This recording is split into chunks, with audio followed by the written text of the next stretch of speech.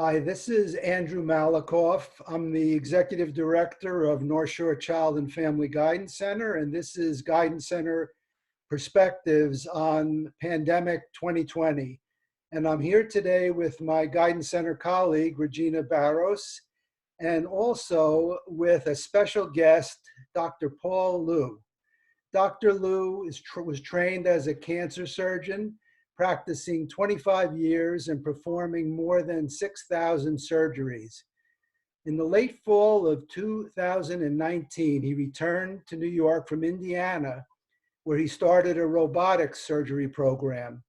He was relaxing and taking some time off when COVID-19 crisis surfaced. Soon thereafter, Dr. Liu decided to volunteer at Nassau University Medical Center and take care of COVID-19 patients. During the 6 weeks that he was on service, he learned a great deal about this virus. Although he's not an epidemiologist or virologist, what he has to share today is based on his clinical observations and study of this virus. So thank you so much for being here today with us, Dr. Liu. Too often we hear conflicting information about how to protect oneself and one's family.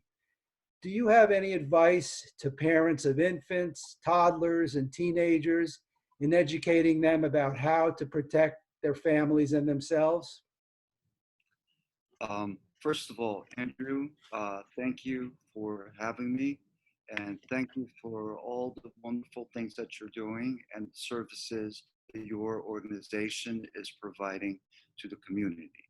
I, as a physician, see my role as a healer and a teacher.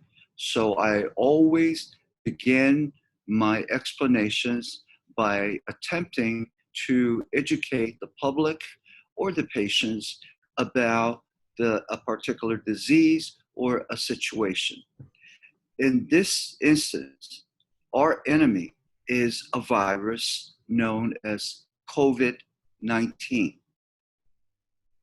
This is the enemy. It is a very smart, very wicked virus with tremendous attributes.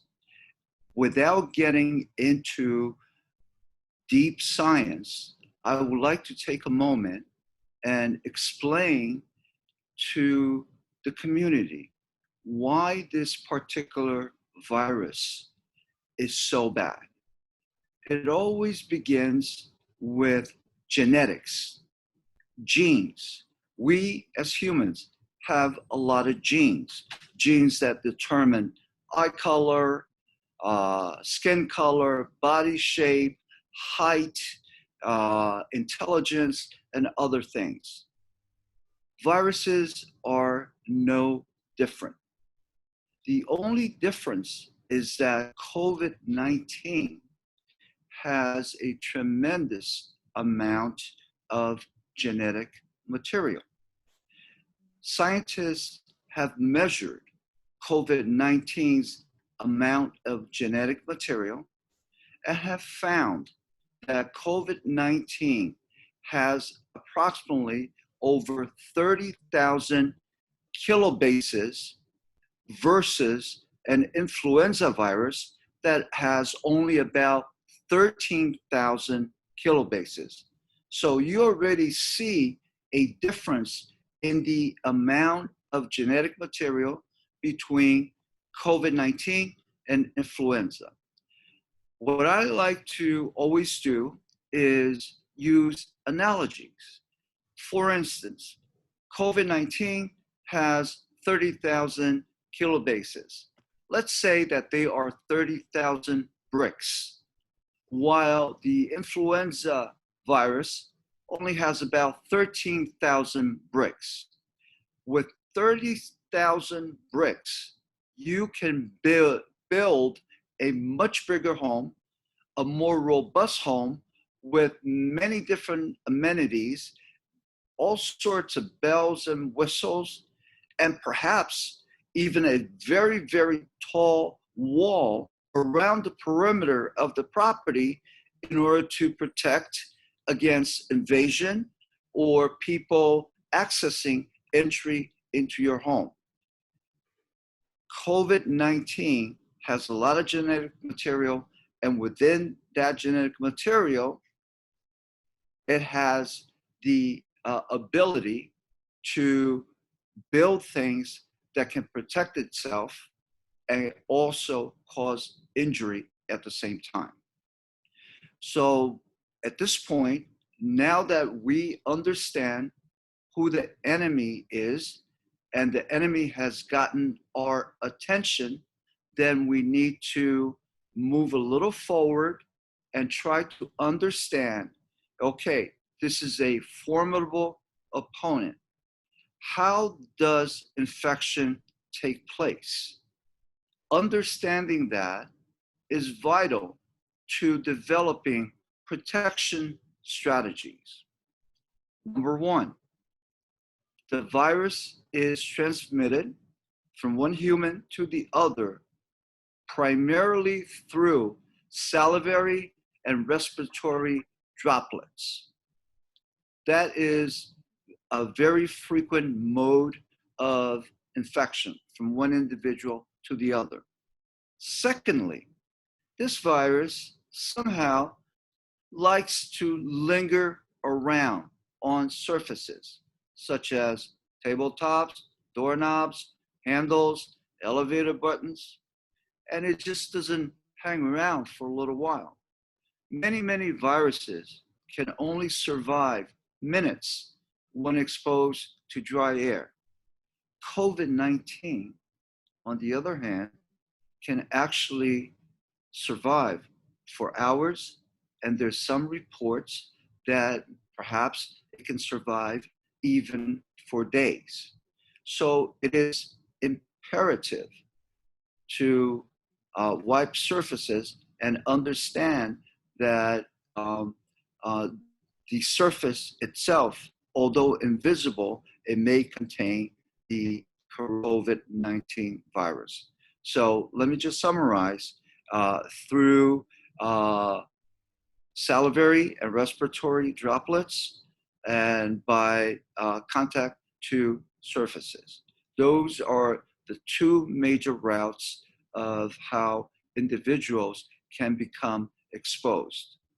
Understanding that, then we have the strategies that we have and the recommendations that have been given to the public, such as wear a mask, perhaps wearing gloves, constant cleansing of surfaces, social distancing, stay at home, lockdown.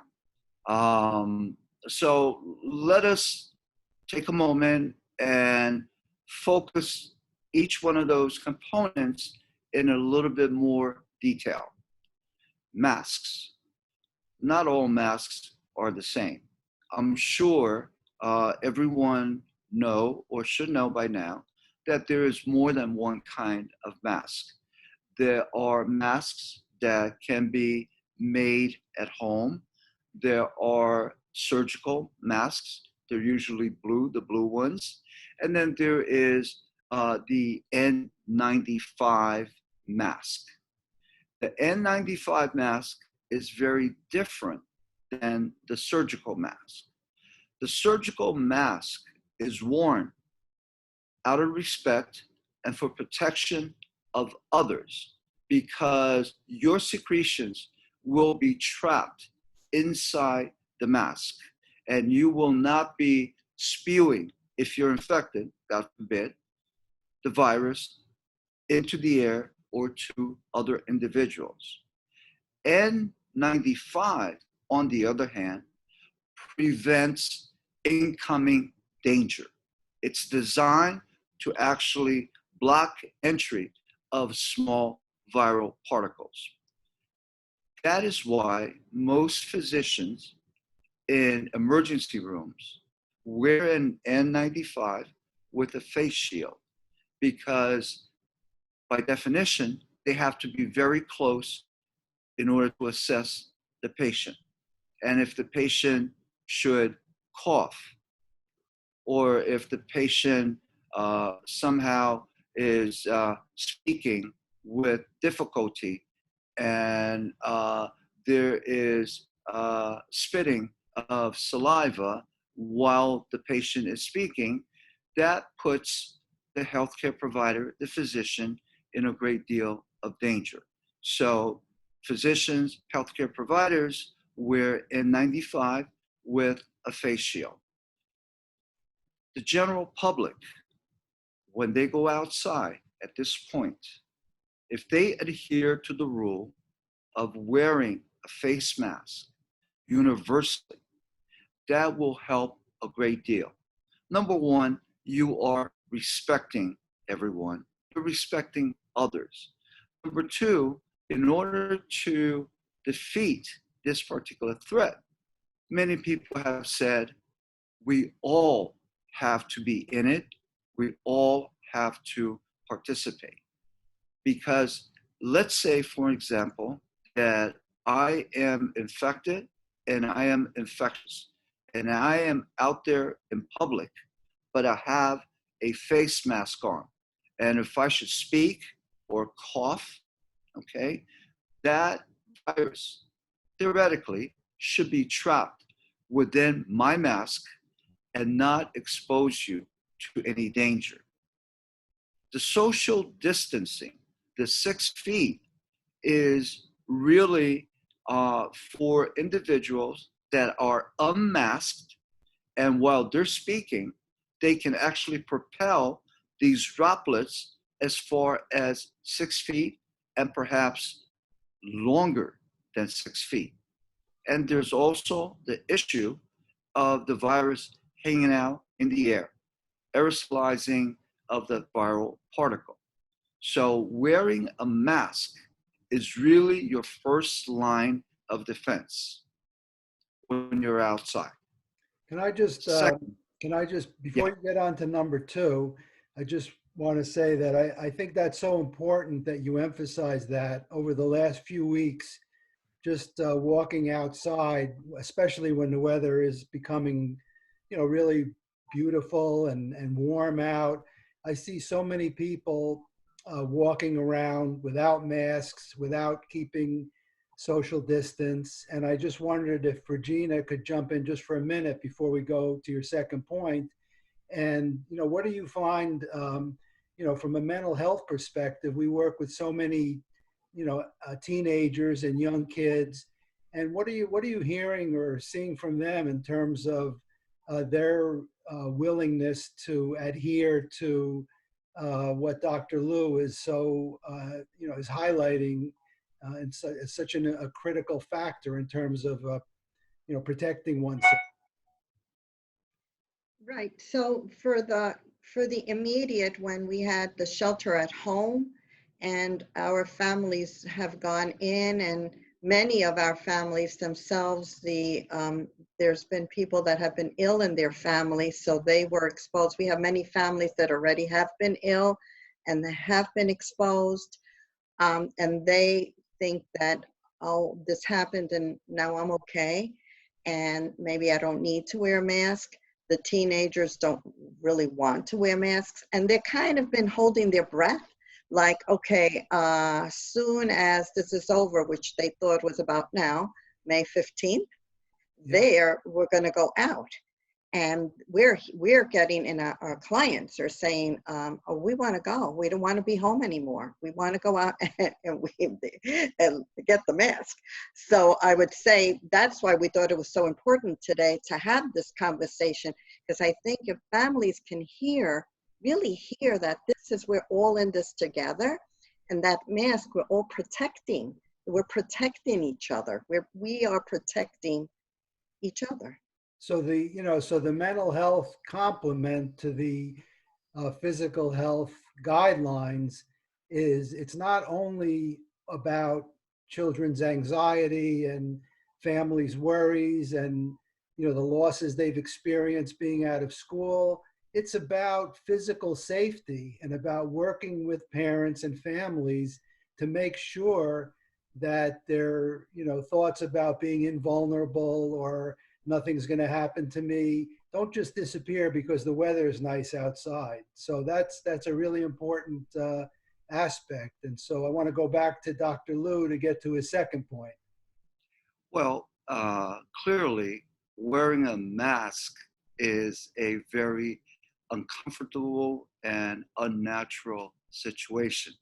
I myself don't particularly like wearing a mask, but I do because I know it's necessary. And of course, there are individuals that want to show their smiles. I mean, I don't particularly have a good smile, so it doesn't really matter.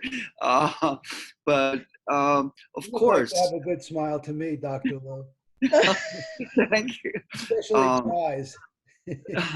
um, you will hear me say at multiple junctures today and emphasize education.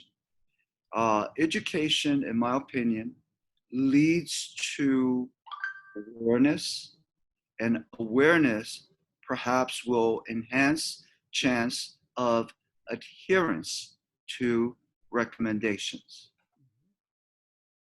And I think we need to continue to have the conversation just like what I'm doing now in terms of talking about the various different type of masks, how the virus is transmitted from one individual to the other.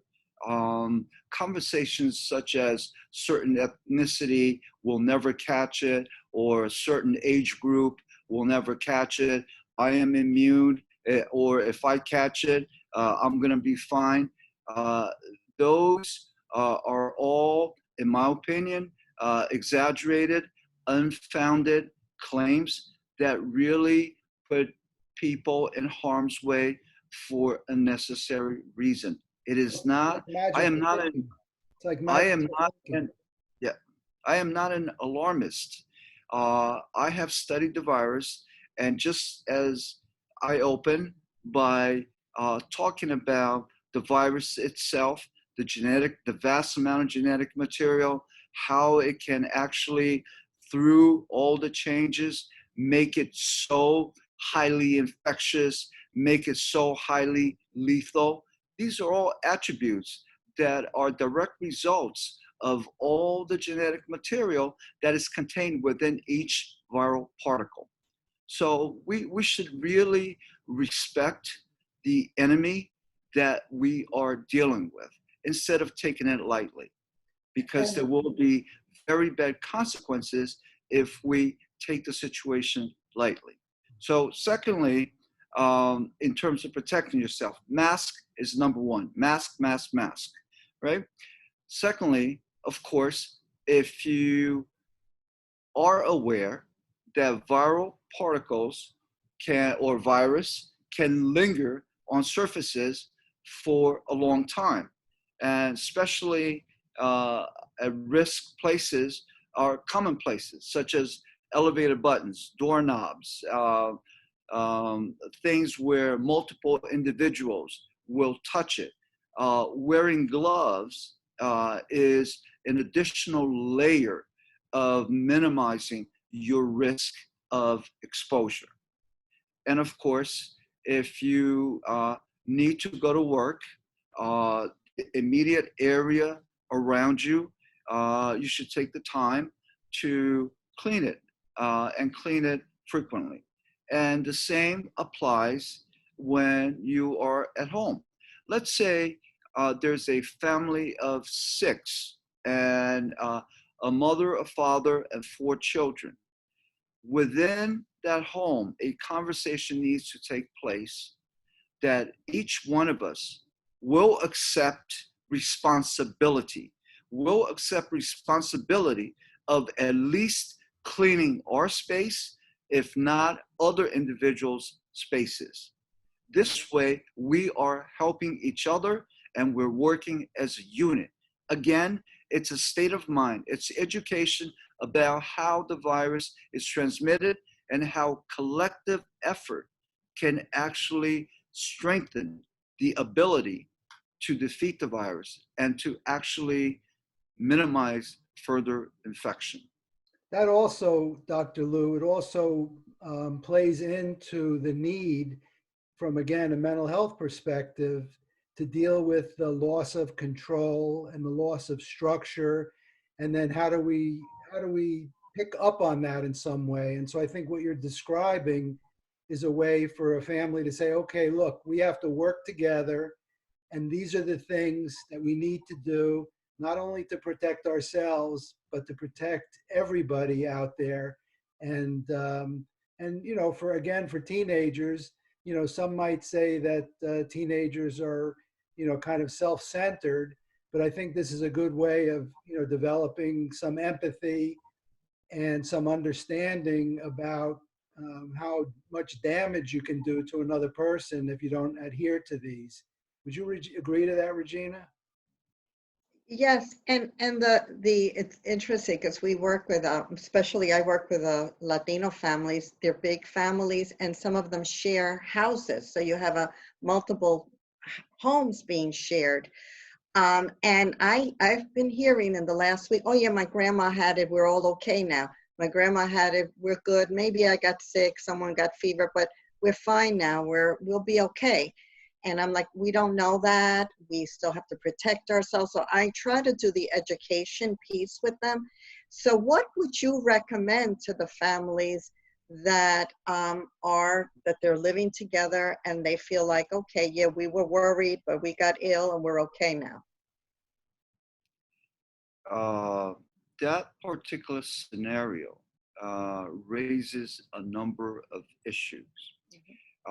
The first assumption is that grandma has been infected and she has developed the ability to fight the virus, which is referred to as immunity. And she essentially, once having developed immunity, is no longer infectious, so that the other individuals can relax. But Johnny or Jose just went outside without a mask to the corner store, and he touched multiple door handles, and there were people arguing inside the store. Okay. And he brings the virus home unknowingly. The other members of the family now are at risk, right? So, Okay. again, education, conversation, awareness. Okay. Um, the scenario that you described is actually a hypothetical that does not occur very commonly. What we tend to see is that if one individual in the family is infected, everybody else will be infected. Okay? That is more the rule than the exception. So the example that you gave is relatively rare, because if the home is infected, uh, and even if they quarantine themselves in the basement, others in the family inevitably will also become infected. So it is a group effort, once again, but it all begins with education and understanding and appreciating that you are dealing with a very, very formidable opponent. And you have to respect it and take measures to protect yourself. Because if you don't, then there could be dire consequences. This is not just a simple respiratory virus. When I was on the COVID service, I've seen a lot to cause me distress and have an appreciation and respect for this virus. This virus can actually cause injury to the brain, inflammation of the brain, okay, affect the lungs, the heart, the liver, the kidneys, okay. Recently, there's been reports of over 100 children who have been diagnosed as been exposed to COVID-19 and sometime thereafter developed this hyper-inflammatory response causing multi-organ injuries. This is all part of the same picture. And I think COVID-19 is so destructive and it can kill so many people because of its ability to trigger an exaggerated immune response that leads to injuries to many organs and ultimately death. Dr. Liu, are there any strategies that you can suggest for people to enhance their immune system performance in the face of this enemy that we're dealing with? Sure. I, as a cancer surgeon, talk to my patients very frequently about maximizing the function of their immune system, because when there's manifestation of cancer, it's really a disturbance of power between the functioning of the immune system and the ability of cancer cells to multiply and to grow. Therefore, enhancing the immune system increases your chances of beating the cancer. So it always begins upstairs. You know, there cannot be a healthy body without a healthy mind. Individuals' state of mind is very, very important. Not just my opinion, but studies have shown that individuals that manage their stress well, are very positive, tend to respond better to challenges. There was an article published. It's an anecdotal study, however, very instructive. A survey was taken in a nursing home of octogenarians, and the question was, what do you do? What is your strategy to actually stay so healthy and live such a good life? And the most common answer was, we try to stay positive. We try to have a good time and laugh. And then subsequent to that, there was a connection that whenever you have a big smile and you pull the muscles on your face, the facial muscles, that may trigger a signal to the immune system to increase a particular type of soldier, okay, called natural killer cells. And that is one way of strengthening your immune system. Really obviously, it's easier said than done in these difficult, trying times. We do not have one stressor. We have multiple stressors that actually are not only additive, but geometric. And it's very difficult. And I think your organization, perhaps you have contact information for individuals that are really having trouble managing on their own to stay mentally positive, to stay mentally healthy, to actually seek help. I know that there is a lot of help out there. And if people feel that they are beginning to lose grip on the situation, please call, because it's very important. Well, so that's, yeah, so certainly you can call North Shore Child and Family Guidance Center at 516-626-1971, or email us at info@northshorechildguidance.com, I'm sorry.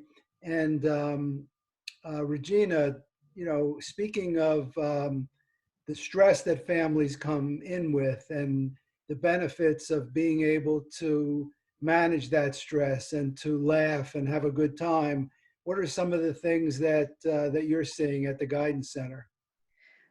Right. So, I'm glad, I'm so glad you said that. I love to smile. I love to laugh. And I use a lot of humor in the work I do with the children and with the families. And people are grieving. These adolescents, the children are grieving the life that they thought they had. um, they were in school and they were expecting to graduate, or they were expecting, I have young people that were going to be in the marching band. The other one made it to varsity. There's the big games, there's the graduations. These are all losses. So I say to the families, I say to the young people, I say to the families, we have to validate and acknowledge that that is a real loss. These young people are struggling with grief right now. We have some family members that have lost people, and we deal with that in a different way. But the majority of the kids, whether they're in treatment with us or out there, they have experienced this loss. So what I recommend, and this is the way I'm working now, I am strong in my approach, and I say we have what we have right now. We lost that, and we can talk about it, and then we could grieve it. We lost it, but we have each other today. We're people. We need each other. It's on them like animals have a pack. We need to connect. We've been disconnected. We've been using virtual therapy here at the agency to make that connection. I say to the families, connect together. Find ways of creating new ways to deal with the feelings of loss. But what kind of rituals can we create today to feel better about the losses that we've had? So we have lots of creative ideas coming in, and I think the general population, I see they're doing it out there as well in a safe, to be safe in a safe way, but to acknowledge that loss is sadness, and there's tears and frustration, and the economy and families who have lost income. But I say we have each other, you have each other, we have today, and we have hope. Because I say we have, Dr. Lou, we have hope in that we have a great science going on here, and you guys are going to tell us what's next. When can we put down our guard? So that leads me, because we have about a little more than 5 minutes to go. And so that leads me to one more question for Dr. Lou. Is there so much uncertainty about when things will go back to normal, as Regina just referred to? When do you think this is going to happen? And what are the chances of a second wave of infection? People worry about this. Are there parallels or conclusions that can be drawn from other infectious diseases? Well, obviously, I'm going to say what everybody else says. I do not possess a crystal ball, so I do not have an answer to when things will go back to normal. However, if through our behavior we start going out and pretend that things are normal and go back to our business as usual, I think that can lead to catastrophic consequences. Being locked down at home, it's extremely unhealthy. So going out is something that I would encourage, but going out responsibly. If everyone wore masks universally, the risk of infecting each other decreases exponentially. And eventually, when viruses cannot move from one host to another, essentially we get on top of it. However, if everyone is out there unmasked, getting very close, and there's exchange of body fluids, saliva, and then people will become infected, and then one person can infect two people then can infect four, and all of a sudden we are back to where we started. At this point, going forward, we should have learned from what just occurred in the last couple of months and accept the fact that for the near future and perhaps for the foreseeable future, things will not be going back to normal as we used to know them. It's a question of state of mind. If you are wishing for things to go back to normal and pretend this never existed and it's behind us, then I think that's the wrong strategy. I think at this point, the best advice that I could give to anyone is accept that we are at this point in our lives, in our world, and we have to adapt. We have to accept certain changes. Things are not the same, and there are things that we need to do differently. And finally, empowerment of each individual. Empowerment is about accepting responsibility for his or her own health. You take measures to keep yourself healthy. We were talking about how to enhance the immune system. It doesn't cost money. It doesn't need you to go outside, just to do some exercises within the home. You could turn on the TV. There are dance lessons. Do something.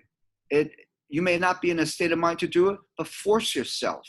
Force yourself to do some exercise. Why? Because as those muscles are moving, it increases the circulation. It moves the oxygen around. It enhances the immune system.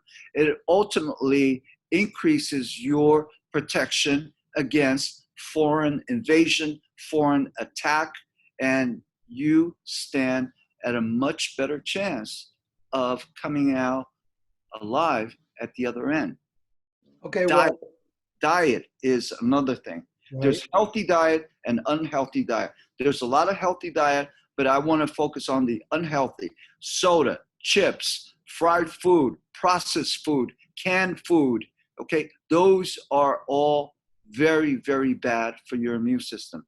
I'm not the first one to say that, but people constantly need to be reminded that habits are very hard to break. However, go to fast food restaurants, okay? It's actually very bad. And it's an indicia of malnutrition and poverty. Okay, well, I think if we're in a war, then I'll accept Dr. Liu as one of our generals. So I just want to thank you so much. Thank you, Regina Barros. Thank you. My colleague at North Shore Child and Family Guidance Center. And again, if you need to call us, 516-626-1971. And just so I don't fumble the email, it's info@northshorechildguidance.org, not .com, .org. And I would, once again, I would like to thank Dr. Paul Liu. You know, certainly we could have gone on for easily another hour discussing, you know, these important issues with you, but we're grateful for your joining us today. And we wish you all the best and keep smiling, Dr. Liu. Thank you. Thank you. Thank you. Everyone be well and be safe out there. Protect yourself.